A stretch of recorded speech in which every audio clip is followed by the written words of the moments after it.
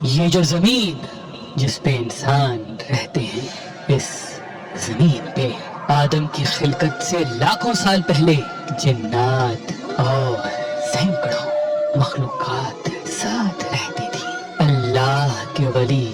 حضرت شاہ شمس تبریز سے پوچھا گیا کہ آپ کہتے ہیں کہ بلی کا رونا انسان کے لیے بہتر نہیں ہوتا، ایسا کیوں؟ تو شاہ شمس تبریز نے فرمایا کہ خلقت آدم سے لاکھوں سال پہلے جب زمین پہ جنات رہتے تھے، کچھ مخلوقات سے جنات نفرت کرتے تھے تو کچھ سے پیار، تو ویسے ہی جنات کا راجا عزازیل، جس کی ایک بیوی تھی جس کا نام قبیرہ تھا، وہ بلیوں سے پیار کرتی تھی اور اس کے آس پاس بلیاں ہوا کرتی تھی، اور یوں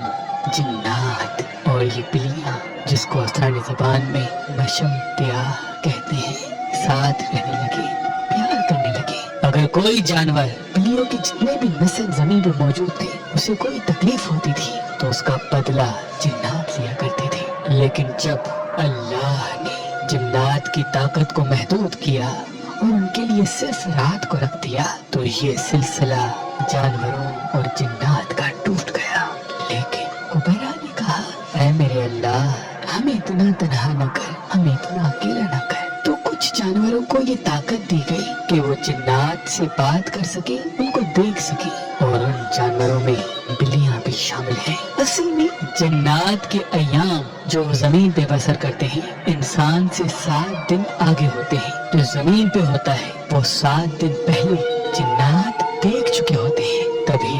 جب کوئی مرنے والا ہوتا ہے، جس گھر میں انتقال ہوتا ہے، یا جو فرشتے آتے ہیں، اللہ نے بلی کی آنکھوں میں یہ طاقت بخشی کہ وہ جنات کو دیکھ سکے، وہ فرشتہ موت کو دیکھ سکے، تو وہ درد والی آواز میں رونے لگتی ہے، یہ بتانے لگتی ہے کہ اے انسان، یہ زندگی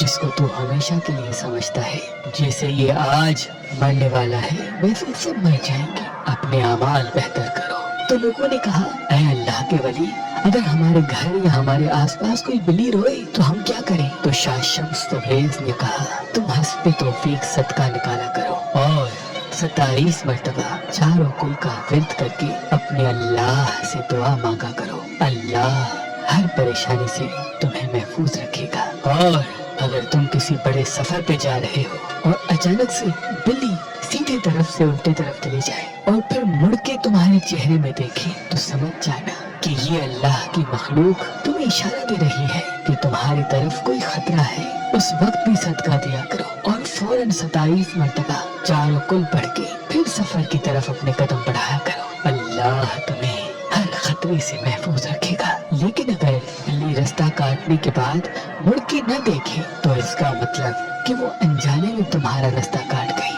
اس کا کوئی مقصد